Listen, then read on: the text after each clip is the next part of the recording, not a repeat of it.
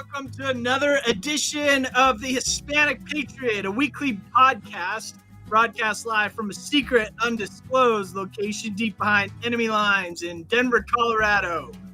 Here we speak the truth and nothing but the truth, so help us God. Now, without further ado, guess what? Hugo is on his way to Peru, but I am here with a special guest, Nick Razo. We've had him before. I'm going to bring him on here in a few minutes. We got some fun stuff to talk about, so buckle up. It's going to be quite a ride. Hope everybody's doing great, and happy Christmas. Here comes Nick. Bring it on, Nick. Hang on just a moment here.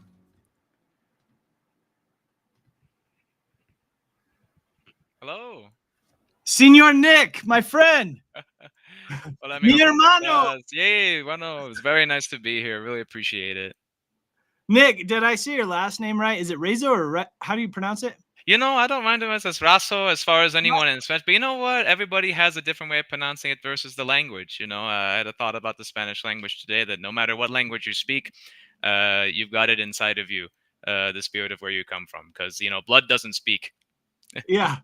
Well, my first name is Peter with a D, and so yeah, in the States and in Western English you would say Peter, but over there they say Peter. Some people say Petter. It's like, well, so I hear you. I get that all the time. absolutely. It Lasso. shows a lot good, you know.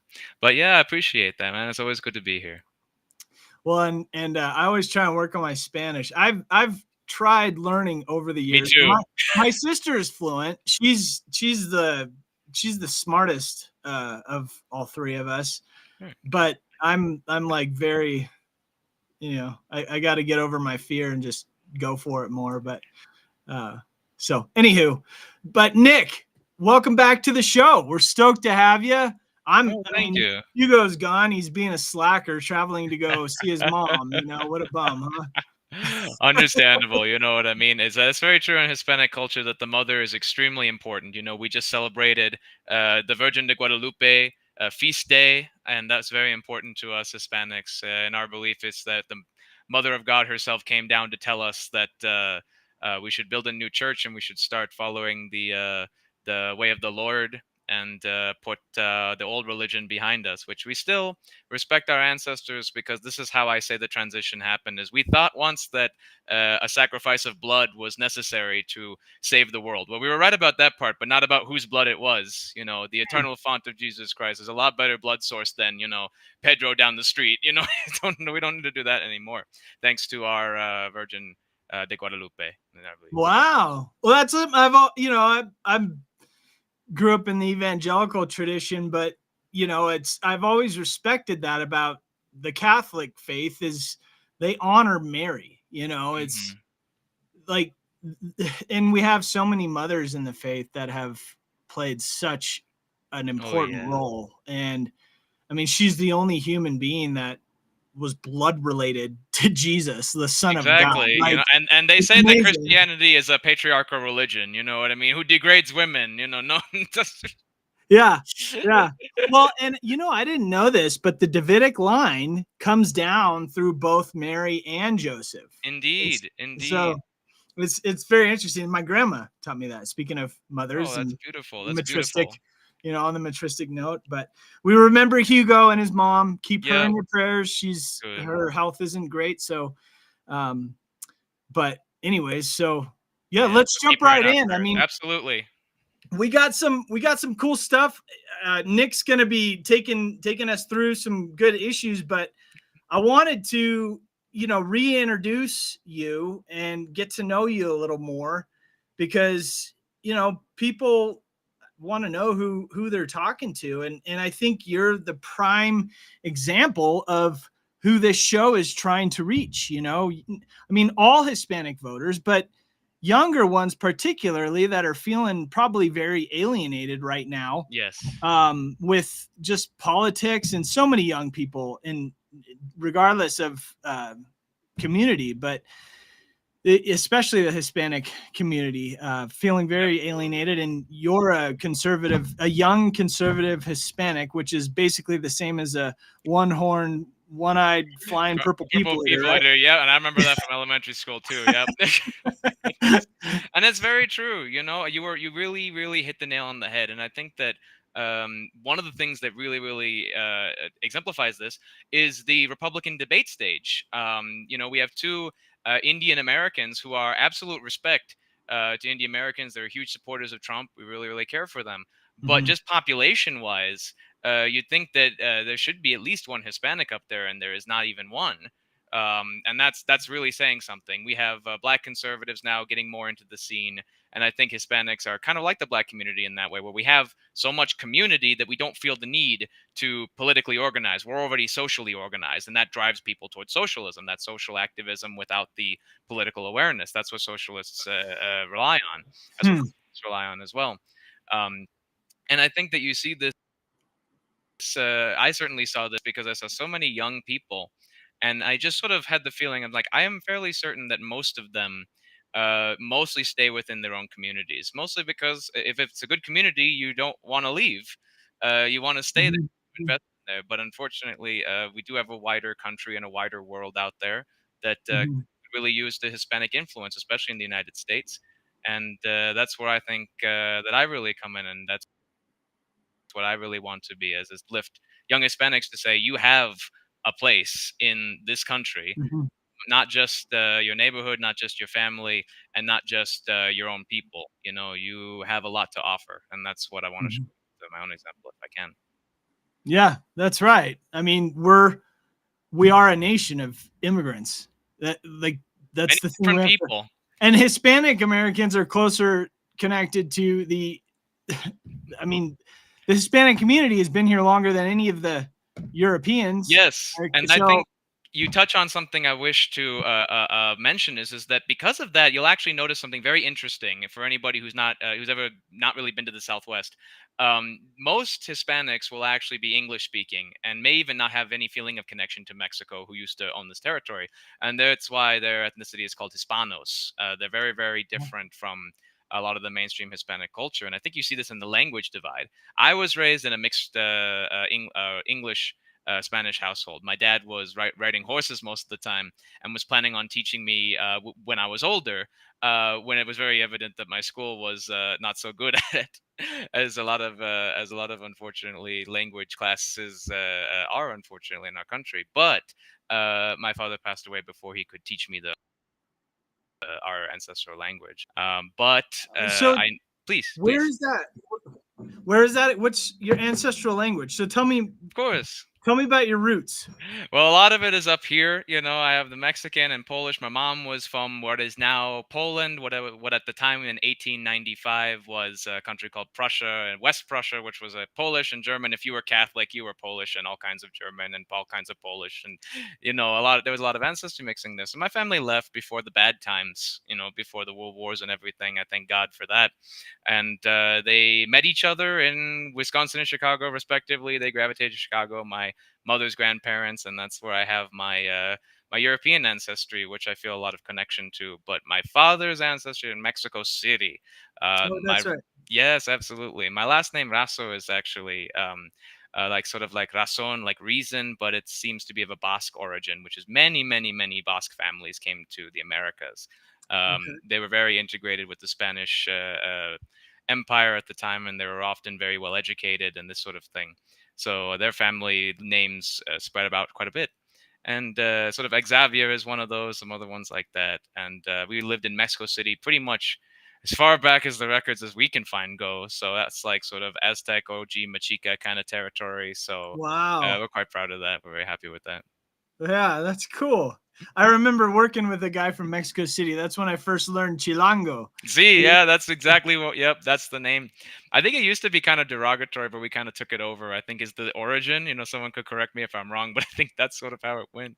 No Yeah, one smacked me in the mouth for saying it, so I think so. the country boys would consider the Chilangos like kind of like dance party boys. Yep, That's what he told yep, me. and that's in the soccer too, because the Club America, that's their sort of negative stereotype, and other soccer clubs, it's all about the working man, or It's the just university, culture. exactly. See, in We have here, like you outlets get for it.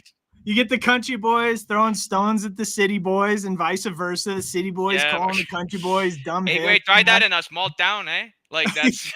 Yeah.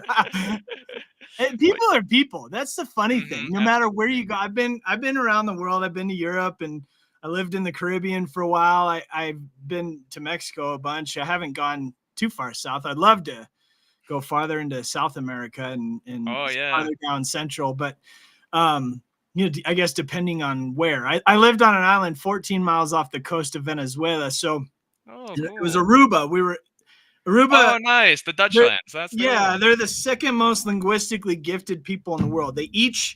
Every Aruban speaks their native Creole language, which is Papiamento, which is like French, Dutch, English, Spanish, but they're trained in Dutch, like their schooling system's Dutch. Mm-hmm. So they learn Dutch, but they also become fluent in English and Spanish in school. So they all speak Papiamento, Dutch, English, and Spanish. But because of that, you'll find some that speak 12 languages. It's just, Because once I've you learn never, that many, learning more is just, completely fine. And it's like that. I think we're lucky in America if we only have to learn English and Spanish for right now. well, um, they're a country that's the size of the county I used to live yeah, in, Santa Cruz in Northern California, that's what which makes is like those about Caribbean islands, man, so 220,000 people. interesting. Yeah. Really. Oh, Yeah, that and is I so saw the funny. Queen come through. But anyways, the point is I had a lot of amazing, really good friends from Venezuela, Colombia. I used to train. I did worship music with a good Venezuelan buddy, and then I trained as Pan Am Colombian wrestler guy. I didn't even speak English. We used to just meet at the gym and train and wrestle and Nice. spar and stuff. But it's great, amazing But culture. I for love it. for that transition, actually, there is a big Hispanic issue on our own continent going on right now. If we want to talk about lower intensity conflicts and then get up to the higher ones, Sure, let's bring it. Let's bring it. Venezuela recently claimed what is known as the Essequibo region or the Esquiba region. They've Mm-hmm. claimed it since 1822 in one form or another. They haven't moved in any troops. I think that's been a big misconception. Is no, Venezuela hasn't invaded another country just yet. But what it does is sort of similar to what Putin's war in Ukraine does for him. Nicolas Maduro, of course, the communist dirtbag, that's what we'll go with, will be trying to use his status as a country at war. That's what he's really trying to get at in order to have more emergency powers, more, they've decided that their, COVID mail-in ballot system will be war. That Hmm. seems to be the dictator strategy right now is you can't lose an election if you're at war and you have whether it's with COVID or with Ukraine or with Guyana for Escrivo. It's all about having value in shaking, the trees, it's shaking the world up, and I would really wish for, especially with our Monroe Doctrine, to say that you have no right to shake up our continent because it's not just America; it's all these Spanish-speaking countries. Brazil actually feels the need to mobilize their soldiers to the border of the situation. So this does Wow. no good for anybody, and it really, I think, shows uh, the contrast between someone like Nicolas Maduro and the new president of Argentina, Javier Milei, who I think we Mhm. were going to discuss because he's a rather interesting character as well. Well, so before we go in, just real quick, Please. I want to ask you. So, what? How do you're very conservative politically, but Hmm. I can, you're a free thinker, so I can tell you don't just go along with any wave of doctrine that comes along the right side or whatever. But tell me about just briefly, 5 minutes, Sure. growing up. What was your experience? Like you said, you grew up in a Jewish neighborhood. Where'd you Yes, grow I did up? actually. How did you lead into conservative politics? What was it like being a young Hispanic American? I mean, I know you're born and For raised sure. here, No, but like yeah, of just, course. you get all kinds of whatever. I mean, you have a different You're experience absolutely than right. than No, I I mean did. that's what's amazing I think about America is that you can come here and you'll never know what life you will have, and Mhm. most of it is kind of your own. So I was born in Arlington Heights, Illinois. Basically, by my parents had met each other when they were 16 at the racetrack. They fell in love. My dad got kicked out of his house through some altercation that absolutely had no meaning because he was invited back the next day, and he looked at his girlfriend and his family and said, "You know what? No, I'm not going back. I think here is where I'll stay for the rest of my life." And we did.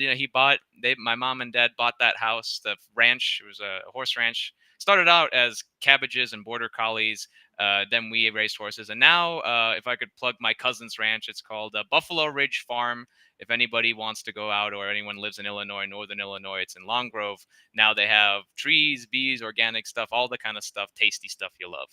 Ooh, all right. But we really kept that in our family, because my grandparents and my parents, like we talked about in the pre-show about the or on the show rather, about the ancestry of Mary, that it really does take good grandparents, good parents, everybody in a good influence. And I was just feel blessed by God completely that I had that.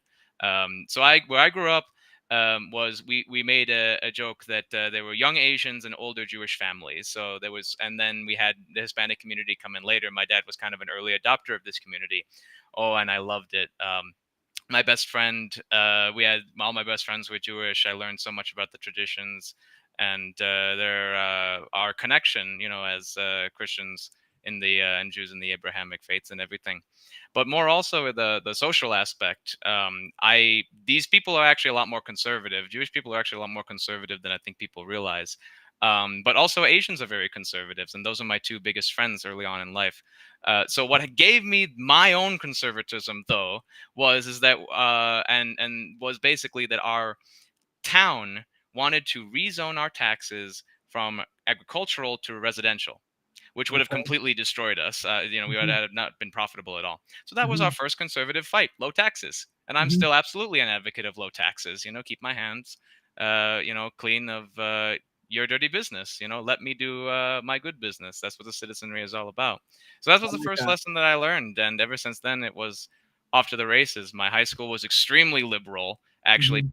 Chicago, right? but extremely fair. It was Adlai Mhm, Stevenson High School, so it's named after a Democratic governor. So what can you had amazing conservative teachers and people in the middle of the road every way. It really was. I think people could good. remember that, like, around Obama time, so many young people had a renaissance of politics that just, like, blossomed when Trump opened up the scene.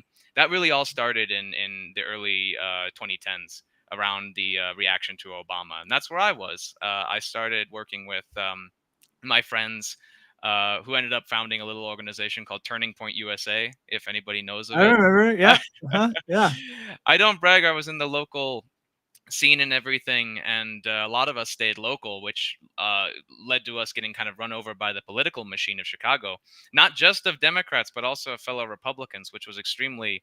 That's where I got my first taste of, hey, you can't just be a partisan, because people will take advantage of that, and you really won't be doing the right thing if you're just going mhm, along for politics' sake. right. So that's where I learned all those lessons. But then I also learned I should probably leave Chicago, given its trajectory, and so I did. So now we're here in Colorado Springs, which is sort of the epicenter of the U.S. military, and I quite like it here. All right. And so did you move by yourself? Did you have other Yeah, family come so down here? we moved here. Me and my wife together. My wife for 7 years. We met in high school, and she works with children, and she's very happy with that. We hope to have a family very soon. Oh, She also is of European ancestry, Hungarian and Irish. So there's a lot of fierce warrior culture in there, which I quite like. So yeah, yeah, we're very happy, and very happy here. And then we were about to have everything set up before COVID had a wave of, conservative awakening of, hey, maybe we shouldn't have, the government have total control when it's not totally trustworthy. right, right. Well, yeah, absolute power corrupts absolutely. I mean, Absolutely. it's not it doesn't matter who or what or how virtuous you think you are. The more power you got, it's just the way of things. But Exactly. well, cool. I mean, I'm gonna let you pick the topics and let's go on in. Well, I think we should transition based on that. Absolutely. The fact that people love their freedom. I think the people of Argentina love their freedom. They chose Mhm. Mr. Javier Milei as their president. Probably the only libertarian anarcho-capitalist to actually win a national election, Hmm. as far as I know. No one is on that particular platform, because Colombia was very close to it, but they elected a former communist guerrilla instead.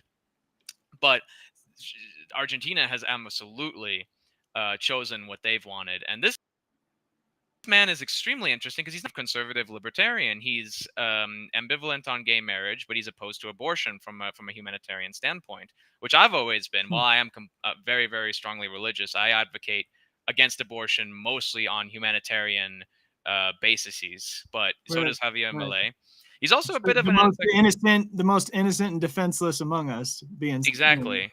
that's I the way just I see it. But yeah. That's what I see it too, absolutely, and I think that just comes from Hispanic culture. Very much, I think, is big on retaining the good of one's childhood. You see that in a lot of music and movies and memories and stuff. I think Coco was a great example, but basically, it's the idea that you have to remember children because they remind you of what innocence is. And I think Mhm. that as we have less children as a society, as we have less children just around in general, we allow ourselves to do worse things. Right. So I think just returning to Javier Mina for a second, that's sort of Yeah. his humanitarian perspective. But really interestingly, he is a bit eccentric in other ways. I think he uh, once claimed to be some sort of tantric guru or something like this. But if I'm wrong, I could be happily corrected. But the major interesting thing is that he's actually claims to be converting to Judaism. When President Zelensky of Ukraine visited Javier Mina, he actually gave him a menorah. Javier Milei gave him a menorah. Hmm. Um, and his position on that again is very Jewish. It's very much about like the mitzvah, the beautification of the world, and helping good fights wherever they are. He also wants to change the Argentinian peso to the U.S. dollar, and I can't express how much that would hurt China. China right now is has several high-profile loans and sort of what I would just describe as money laundering schemes through Argentina. And without that source of revenue, the Chinese have so much less power in South America. Hmm. Losing Argentinian influence was a huge, huge problem. For them, Yeah, for the absolutely, communists, right? and they succeeded in Colombia, they succeeded in Brazil, but Argentina is a hugely integrated economy with the West in ways that other South American countries are not. So this is a huge loss for them and a huge win for conservative libertarianism all Hmm. over the world, really.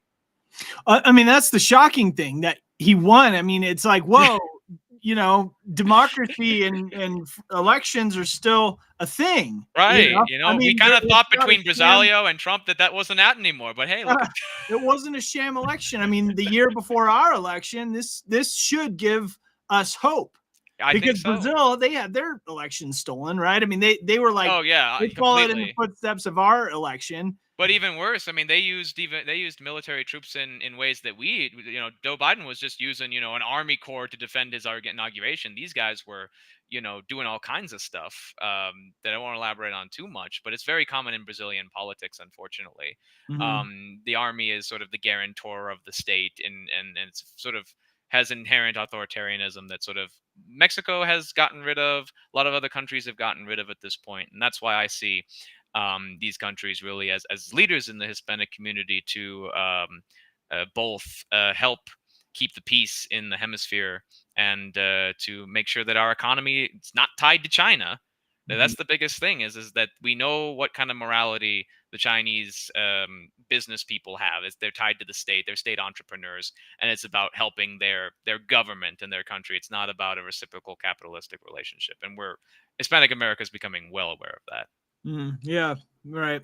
Well, I mean, South Central Hispanic America, God, they've just endured so much oppression and Yeah. corruption, and from within their own countries, but also from the big brothers, or all, Spain, Europe, now obviously Asian countries. And anyways, it's No, just completely. And that's where I think this escalation is going really is that, we have all of these conflicts potentiate each other. When people are at war, other countries feel like, well, what's more and more conflict? Um, mhm, mhm, so I don't know if we wanted to touch on the other intensity conflict, which is Israel and Palestine right now. I know a lot of evangelical conservatives support Israel and support Israel's right to exist and to not live under rocket attack by Islamic gangsters. I want to put mhm, that very clear right now that Israel has absolutely no reason to suffer under that sort of thing. mhm. But Peter, if you don't mind me talking about this, what we talked about in the pre-show, Sure, go ahead. that I think that we all have to remember something about any government is that there's always an opportunity, especially during wartime, to take advantage of the situation. I know most Americans and most Israelis don't support any sort of ethnic cleansing or any sort of border changes at this point. And what the reason this worries me is because two high-profile Israeli figures have recently come out and said. One of them is Ben-Gvir. He leads a party called Jewish Power, and he is the Minister of Security in Israel. And he basically suggested that without border changes, without losing territory, the enemy doesn't feel defeated, and that we should occupy Gaza. Israel said Israel should occupy Gaza for the foreseeable future.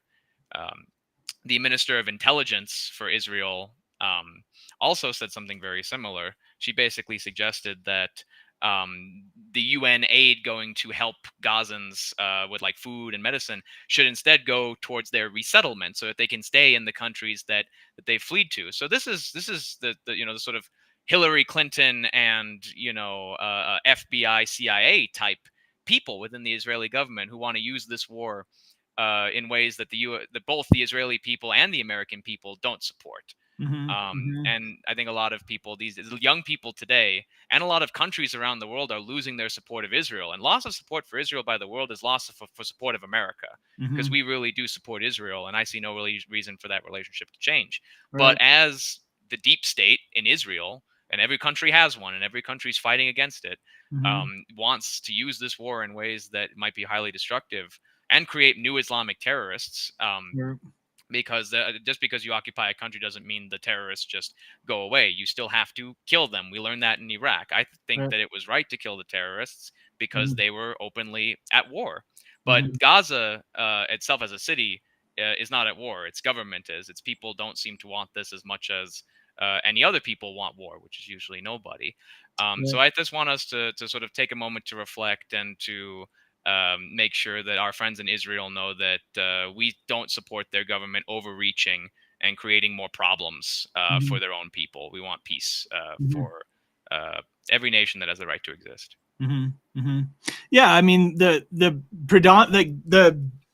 Palestinians in Gaza, they're the ones they're that enslaved. Let's be honest, they're completely enslaved. Right, exactly. These Islamic gangsters. Right, they're being used as human shields. I mean, this isn't a war on Palestine or Gaza. This is a war on terror. That the way I see it, and it should remain that way. Right.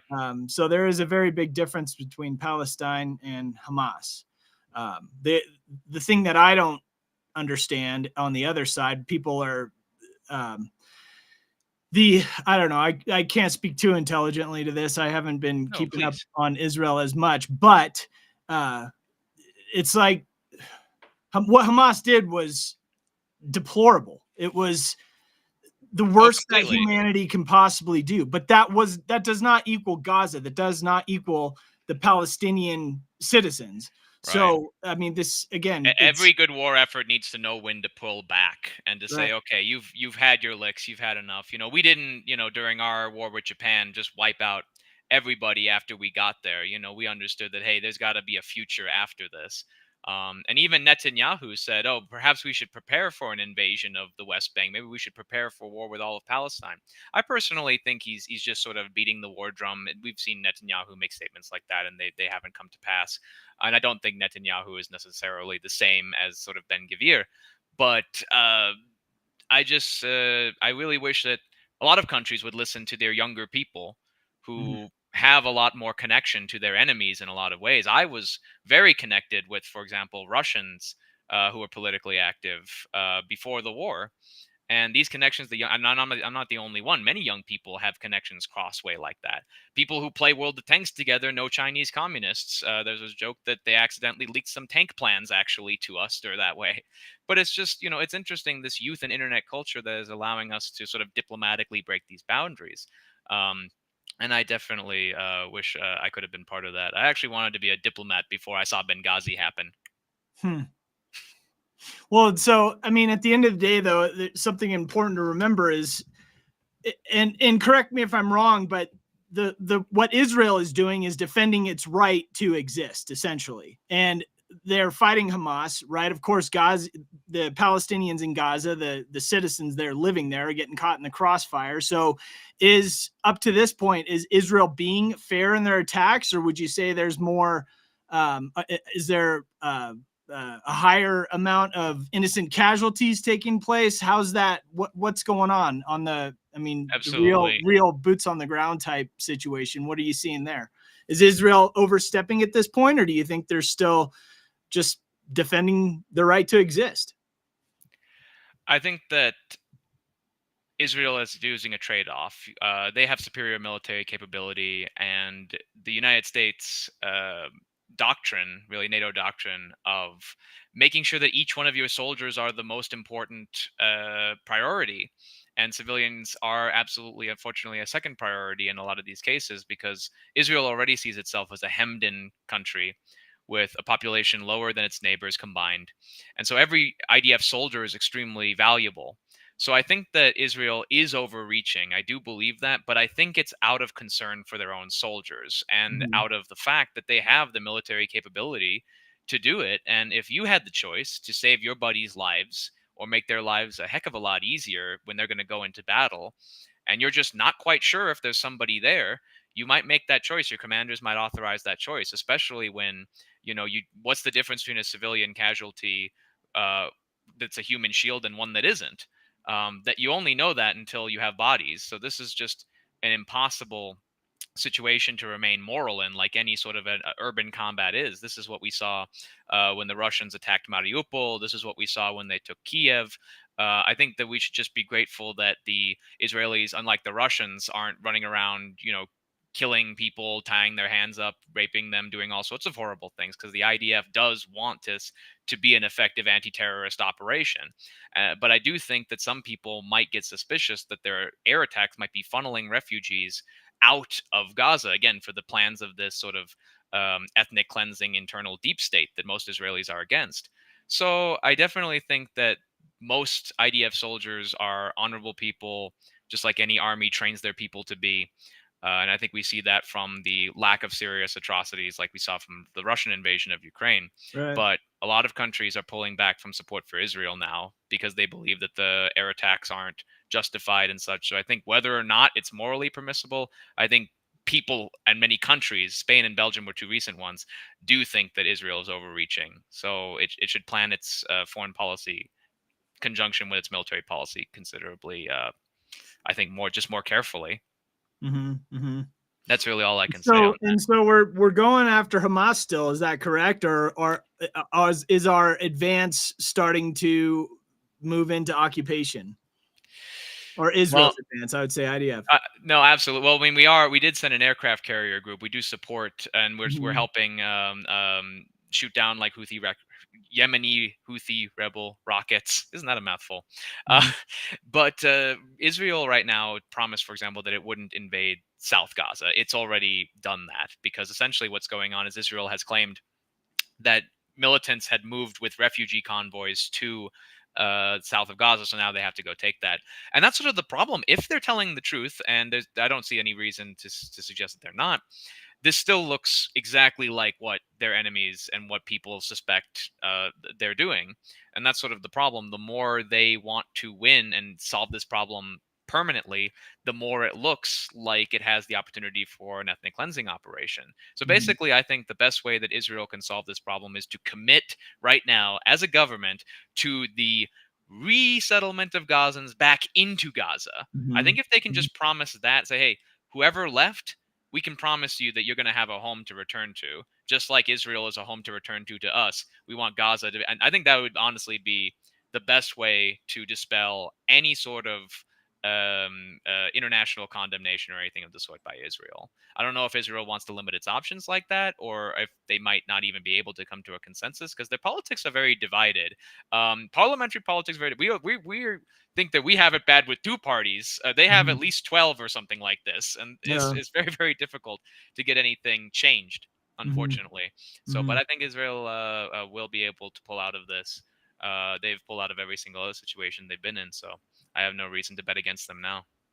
Well, and to finish my thought earlier is, I was saying how many European citizens and Americans as well are defending what Hamas did. Essentially, they're saying it's, stop occupying Gaza. And I mean, you can liken it to Israel is standing in the way of enemies of our way of life, the Western way of life. Yeah, we were just like at war with these people not 9/11. even a decade ago. Exactly. Right, exactly. So, that's, I guess what I'm saying is we need to understand that who the enemy is. That's what we have to understand. And it's just funny to see we're sitting here back in our comfortable, behind our borders. And I'm surprised we haven't seen more attacks since the attack on Israel. Like that, I'm waiting for the other shoe to drop. But, we do have a clear enemy, a common enemy, not just Israel, but Israel's enemy is also our enemy, at least our way of life. If you stand for a free nation like the United States, or the entire Western world. Basically what these people want to do is trigger. See, these people believe that we are weak, decadent, that we are right about to collapse. They believe that we're like the Roman Empire, and we're just all that we need is a good barbarian invasion, and we'll just crumble like so much stone. And if I might just ask you how much time we have, if I could transition this into one of the main topics we talked about. Yeah, we got like 25 minutes left. Awesome, fantastic. Yeah, we're good. Well, one of the things that I wanted to put out, and I welcome any criticism to this, because I think there's been not enough debate about this from Republican circles, is that I think that some of these common enemies see themselves as part of a continuity of history, and I think we should understand what they believe in. George W. Bush articulated this as the axis of evil and had no real articulation for what was actually opposed to others. They hate our freedoms. I want to offer a little bit of a more of what this really looks like.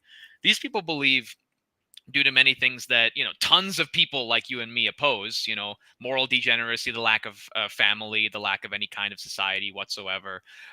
We oppose all these things. We're trying to actively rebuild our our Christian heritage, our civilization, all these things.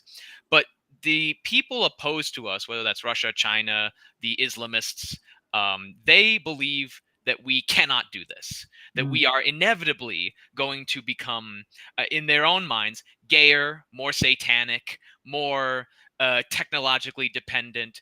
We're going to become, perhaps even cyborg monsters. I literally heard a Russian refer to us as a hyper technological something cult. It was some mishmash of words that basically meant we're going to replace ourselves with technology, and that we won't be humans anymore. We won't be Christians anymore. I think that's very funny coming from a country that's almost predominantly irreligious, invading a country that's primarily 90% Christian. But basically, the summary is they believe that they are the ones who are going to pull our Jenga tower apart. And that in that collapse, they will have what they call a multipolar world, where they will be able to have their little sphere of influence, where we won't be able to say what goes on in there. And basically, they'll be able to subvert us, do whatever they want to us, because they'll see us sort of as a weak civilization in decline, much like the barbarians saw the Roman Empire. Oh, that's just, nice loot there, basically. They'll see us as a big piggy bank. Most of the world already sees us as a big piggy bank. But the way these people see us is more or less lambs to the slaughter, not necessarily good investment partners. But they believe in a historical view of history, and they believe that our time is over. And the next great era, much like many other tin pot dictators have in the past, that we've had to have world wars over, unfortunately. Yeah, and I always have to look back, though. What keeps me humbled in the sense of just Islam in general and the conflict. They're both Abrahamic faiths. There's Hagar and Sarah. Sarah was Abraham's wife. Hagar was Sarah's handmaiden. God tells Abraham, you're going to have a son, Isaac, right? He doesn't tell him his name. You're going to have a son. Sarah laughs, which is what the name Isaac means, because she's in her 90s at this point. She's like, I'm not going to have a kid, whatever. So she says, here, Abraham, sleep with Hagar, my handmaiden. And he impregnates Hagar with Ishmael. And then Ishmael is the son of Hagar. But God says, why didn't you believe? You should have believed. And so then Abraham and Sarah end up having Isaac. Well, so Hagar's crying. She's weeping on the road. Then an angel of the Lord comes to her and says, why are you weeping, woman? And he actually blesses her. It says, I'm going to make your descendants as numerous as the stars. He shows compassion on her. But ever since then, there's this spirit of the bastard child. You know what I'm saying? And I'm not trying to be offensive. I'm actually No. That's the story. That is what it is. This is out of the Bible, right? So that there's been this like spirit of inferiority almost on him, and so there's like you have to understand Absolutely the tension between the two. So, I mean, it doesn't excuse what they're doing. It doesn't excuse what Hamas is doing. And what Hamas is doing isn't representing the vast majority of Islam. right. The vast majority of Muslims in the world, they just want to do their thing. Well, and I left think alone and, exactly, worship absolutely, and as they want to worship, which is what is their right, is their God-given right. But exactly, and I just wanted to add that there are many, many different schools of Islam. A lot of Mhm. people kind of just divide it between Shia and Sunni, if they even know that divide. But there's a lot of different divides even between that. And I Mhm. think that you touched on that inferiority from the biblical story. I had a wonderful English teacher from my high school who really, really set me on the path of that middle of the road understanding. And he basically said that um, any mythology in the West, any mythology that you understand, the Bible is probably the best example. That's where 90% of our Western understanding comes from. If you read a book, a fiction book, if you watch a movie, it could be Marvel Avengers. It doesn't matter what it is. It takes biblical elements into its Right, story. absolutely. Die It's Hard is the gospel. Like that's exactly we in the West love the underdog story of the broken right. down, unlikely hero who comes and saves the day for everybody. That's the story of Exactly. Jesus, you And know? that is the story of Christ. Exactly. And we're about to celebrate Christmas, his beautiful birth. And I think that those two stories are fantastic for what I want to bring up, because that Ishmael Isaac story, I think, is very much also how Russia sees Ukraine. Ukraine is seen by Russia as sort of the Ishmael, as you are the little child, and little child should just sort of do what the parent says, which is not what patriarchy is. It's family and for the good of the family as a whole. But Russia really sees Ukraine as something that they can just mess around with all they want. And one thing that I will be very open about as a Republican conservative that I've been sort of disappointed about is Republican support for Russia. Because I always thought we support the underdog, we support the guy fighting for independence. And I see a lot of parallels between Ukrainians' war right now. I think it's a war of independence, and I think many Ukrainians would agree, and our own war of independence. One of the biggest criticisms for our support of Ukraine is, well, we're funding a proxy war. We're fighting a forever war. Well, I want to remind us of our own war of independence. Our war of independence in the United States lasted 8 years and had periods where we were getting our butts kicked, where Mhm. we were getting invaded from all sides, where we had no hope. And we had foreign governments that helped us. The country of Spain, the France, Sweden and Prussia had sort of neutral, sort of like a lot of neutral countries are helping Ukraine now. We had the Netherlands. I don't know if anyone's seen the John Adams series. I have Miniseries. not yet. I'd like to though. The It's one on fantastic. Apple TV, right? Yeah, it's Mhm. really good. And there's a great scene in there where he goes to the Dutch government. He says, "Oh well, the Republic of the Netherlands and the Republic of America have so much in common." And he's buttering the leaders of the Netherlands up, and they just sort of kindly say, "How much money do you seek, Mister Adams?" And I said, that's Zelensky right there. That's what Mhm. Zelensky is doing. He's doing what John Adams and Benjamin Franklin did. He's begging for money. Well, we had to beg for money when our own independence came up. It wasn't cheap, and we almost went broke doing it. Mhm. A lot of people even funded it out of their own pockets, which is what we're seeing even now in Ukraine, people funding victory out of their own pockets.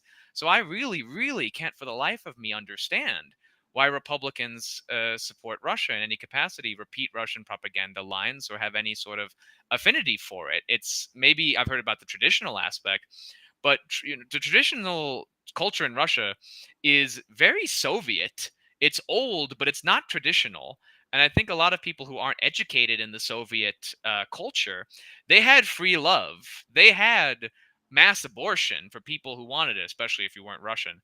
They had a progressive tax system, which they still believe in today.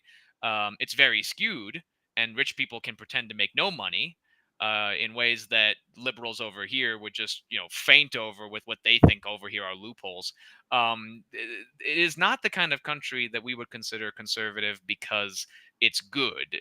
It's old fashioned because it's poor and hasn't developed. Mhm. And like Taiwan and China, it sees Ukraine as an example of democracy that directly threatens their example of relative autocracy. Mhm. Um, and so I just don't understand, if we support Taiwan, if we support Israel, If we support something like Guyana's right to have its territory not be annexed by Venezuela, I can't for the life of me understand why we're not supporting Ukraine more if that's not a definitive policy. Because I think it's also going to cost us in the election. That's also something practical I want to say. I think Joe Biden could probably win a lot of young people just by his support of Ukraine alone if Donald Trump doesn't promise the same. And I think he will. I think Donald Trump has a lot of good policy that he'll unveil later on that he doesn't want Putin to know about. But you look at someone like Ramaswamy or someone like Nikki Haley, who's more interested in invading Mexico than stopping, a foreign power. And we can get into that at a different time or whatever you have you. But well, the other side is please. that we don't trust our administration that they're putting the dollars where they actually need to go. I think And that's people on the absolutely fair. the people on the conservative side, they do stand for Ukraine, but the fact is we don't trust that our money is actually going to help them. We see it as a blood, I agree. right? It's a human sacrifice essentially. Like of the money we're sending over there, I've read 30% is actually making it to the front lines. And are we actually helping them win the war? Or are we just pushing them into a suicide mission? You know what I'm Well, saying? Like, and I it's understand the completely. corruption that we are, those of us that are leery of the Biden administration. I mean, we can't trust him as far as we can throw him, right? I I mean, couldn't agree more. No, I if they couldn't can agree more with that. throw a jab at us, at Americans, get rich off that are literally killing people by the masses. Who's to know what they're doing with the Ukraine money? I mean, even with the budget, it was, hey, we're going to send, 9/10 of this over to Ukraine and 1/10 over to Israel. Why? Because most of that money going over to Ukraine is coming right back into their pockets. Who's funding the war? Who's the same people that are I BlackRock totally and all these understand that. big dogs are getting rich off of this thing. And so that's the argument. It's not that we don't I completely stand for the understand. Ukrainian people. It's the argument of, is this a just war, or is this just a corrupt bloodbath, human sacrifice? Absolutely. And I think I can give a good answer to that because everybody should be concerned about corruption in any country which is in conflict because you absolutely want to know that that money is being spent. But I want to give a statistic that's been very thoroughly proved and everything is what do you call it, like not peer reviewed, what do you call it, I've seen it numerous times in numerous publications that Okay. 90% of our money being spent for Ukraine through the budgets that we pass is actually being used mostly to facilitate the reproduction, the reconstitution of military assets that we send over there in the first place. Is going back into our own pockets. That is completely true. But it's going back into the pockets of our defense industry. It's going back into the pockets of the country, the entities that actually make war happen, which, yes, are corrupt, horrible entities. They make things that kill people. These people have to be monitored like no other. They have to basically be treated as cockroaches who need the light shined on them at all times. And most Europeans would actually agree with that. Most Ukrainians would agree with that. And as for the sacrificial bloodbath, I think that if Zelensky offered, the Ukrainian people would have him out of office by breakfast, because they really, as far as the best way I can describe it is, they see this as a war of independence. And I want to remind our American viewers that 200,000 Americans died during our own war of independence. And that was when we had a far lower population, both in human cost and otherwise. Ukrainian casualties haven't even reached that far, as far as I'm aware. And a lot of that was from disease, but a lot of it was our own prisoners of war. American prisoners of war during the American Revolution were kept on these things called prison barges, and they were basically left to rot and die there. 40,000 of them were killed in this way. And that is very similar to nothing, as far as I know, in history that we've been able to forgive. Most Americans don't really even remember that. And we had a lot of Americans ourselves who supported the British Empire, who said, I don't want to be part of no America, and these people, much like the Russians in the Donbass, they made a choice. Either I'm going to support my neighbors, or I'm going to support the government that I believe I'm a part of. And as far as that government, the Ukrainian government, this is why most of the work that I would suggest, if anybody really wants to help Ukraine, do not, go to anything else other than the military itself, the boys who are fighting directly. That's what I mostly like to work with. If you don't trust the Ukrainian government, I personally have a higher opinion of them now than they say 2013. I would not have liked Obama arming Ukraine under the Poroshenko regime, for example. I wouldn't. I think that Hispanics actually can relate to this because in Mexico, for example, we had horrible governments. They were shooting massacres, mass graves. They were shooting journalists and students and all kinds of all kinds of people who were trying to protest the system and all kinds of horrible things. So even though the Mexican government today is still corrupt, it is working very, very progressively on that corruption. And I see Ukraine doing that as well. And I don't think being part of Russia is going to help that corruption at all. Mhm. The biggest thing I could say, if I could leave our viewers with one message, especially also, is to look to history. That when you don't stop things that are clearly big, and this is the biggest war we've seen since World War II, it gets worse over time. And I'm afraid that isolation, whether the justification for that isolation is Ukraine's corruption or nuclear escalation, whatever the excuse reasoning is, when you delay, going to the doctor, for example, it gets worse later. Mhm. Personally, I'd rather open my wallet today than open my own and my children's veins tomorrow, sending them Mhm. off into a much bigger war. And I do believe that we have a choice. Either we can help the Ukrainians fight and win this war now, or we can face a much worse one later. Mhm. We don't like that choice. We want to avoid that choice. We want to pretend that choice is something we can put off. I don't think so. I want people to go back, actually, if they can, and listen to the speech that Putin gave right before he started the war. He didn't mention Ukraine. He mentioned us and how garbage we are and how we have no right to Yeah, I don't our own trust. I civilization. don't trust Putin either. No, most I'm people would. just.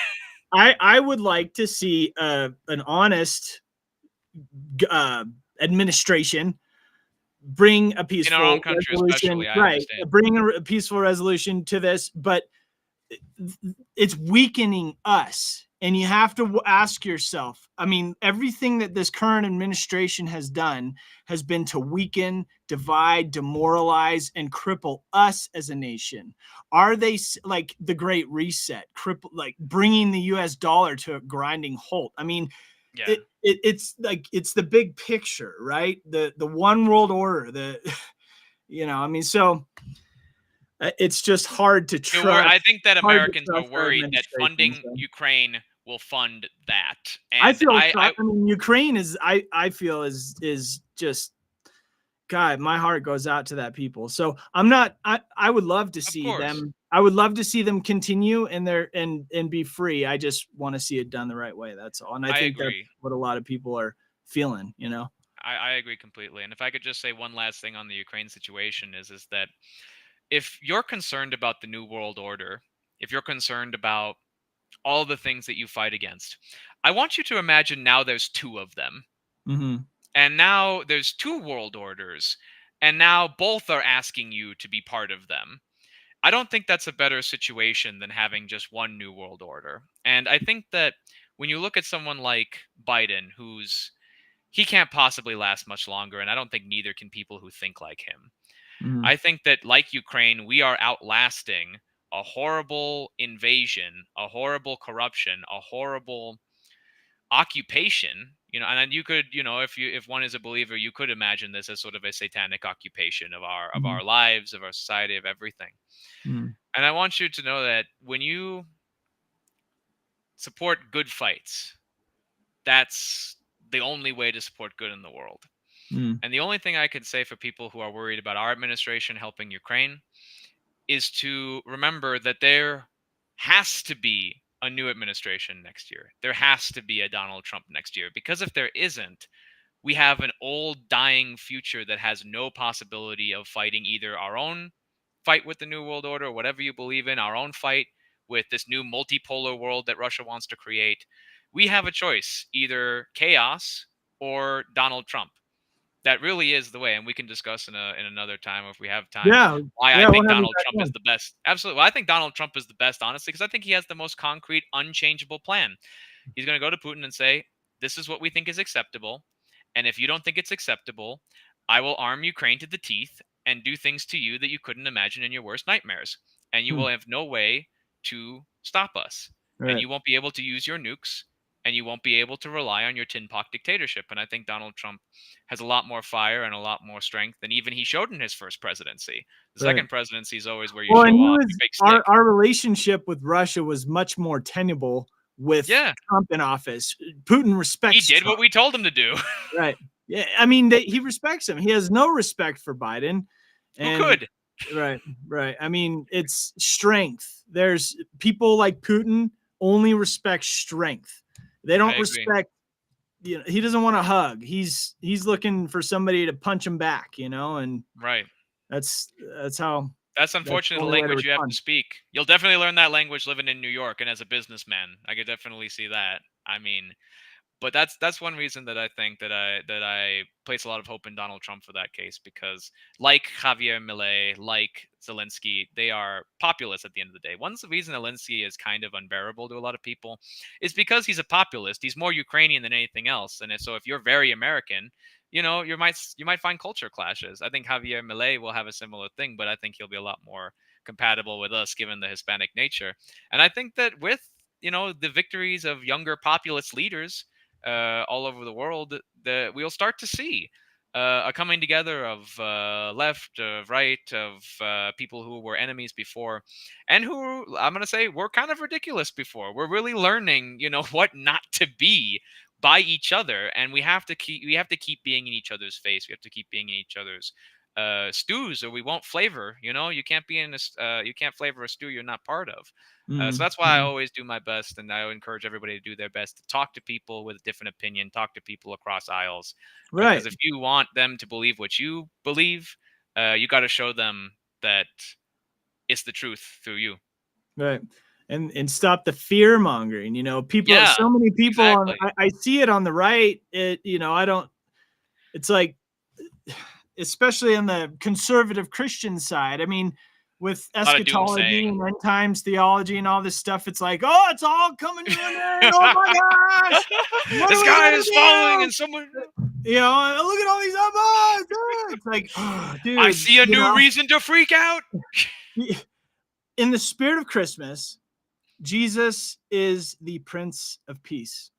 And he says, love, perfect love, casts out fear. And his love is perfect. Jesus, if you've seen him, Yes. you've seen the Father. And the love of God is perfect. It drives out fear. It casts out fear. So no more fear. Let's Yes. like get our heads back on. Stop Yes. freaking out and just trust God. God puts rulers in, he takes rulers out, and Exactly. Jesus is the King of Kings and Lord of Lords. So I mean, I'm trusting him, and whatever he's gonna do, I trust him. He knows what's best. So I want to be sleeping in do the I. boat with Jesus during the storm instead of freaking out with all the young disciples. Exactly. Like, I'm gonna lie next to Jesus, and I'm gonna sleep with him and just trust him. Not I really couldn't agree sleep. more. I No, mean, no, I couldn't be agree more. Really, because really that is the point of Christmas more than anything else. I have a very wonderful bishop here, and I think he said it best recently, or last year rather, is that we are not necessarily waiting for Christmas. We're waiting for the return of Jesus. mm-hmm. And if on Christmas morning we wake up and it's not Judgment Day, then we will celebrate Christmas, because then we will have been given it by God. And I Yeah. really hope that with all the conflict in the world right now, that this Christmas really we pray for peace in every conflict zone in every part of the world that's heating up right now. Mm-hmm. Unfortunately, I think my personal belief is I think the only way to bring true peace is to bring victory, and we have to have the moral maturity to understand that victory requires actions. Mm-hmm. The victory of Christ over death required an action you can see if you see any crucifix. That's right. We are called to defend the widows and the orphans, to defend those Yes, that can't defend least of themselves. us. That it's not, we're not pacifists in the sense of, No, if you sit by and watch your neighbor beat his wife and kids every day and say nothing and do nothing, you're complicit. exactly. We So, don't live on the moon. That's right. that's unfortunately. Yeah. Elon Yeah. Musk get on that, but But we're not warmongers. We don't, right. anyways, it's, No, yeah, long exactly. story. Always keeping morality. So that's right. People first, and people Yes, over politics. That's what I was saying last week too. I agree with that completely. I We're think not, when we say America first, we mean the American people first. Yeah. That's always something we remember. Right. And the reason is because we're standing in the way. We're standing for freedom for the rest of the world. We're standing for Exactly. all people to be able to live and worship and be freely as their God-given right. That's what we stand for. So, there are enemies of that want to oppress people. So, internal and external. That's another thing, is we always have to remember that. Right. Yeah. All right. Sure. I just want people to remember, a bad example is better than a traitor. Somebody who's on your side for the wrong reasons, that's worse than somebody who's just a bad example. You could always make a bad example better. Jesus does it every day with us. Right on. Well, on that note, Nick, you're the man. We love you here on the show, and thank you. I really appreciate it. Hope to see you more regularly here. And absolutely, I'd love to. So, all right. Well, Hispanic Patriot, you guys, thanks for tuning in. We got again. Remember to keep Hugo and his mother in your prayers. And again, huge thanks to Nick for joining us. We're out. God bless you. God bless America. And man, Lord, be with all of the people in Ukraine, Gaza, Israel. We just pray peace, safety, and quick resolution. No more innocent lives lost. Yep, that's right. Peace to the world. All right. Good woodsmen. That's right. Okay, we're going to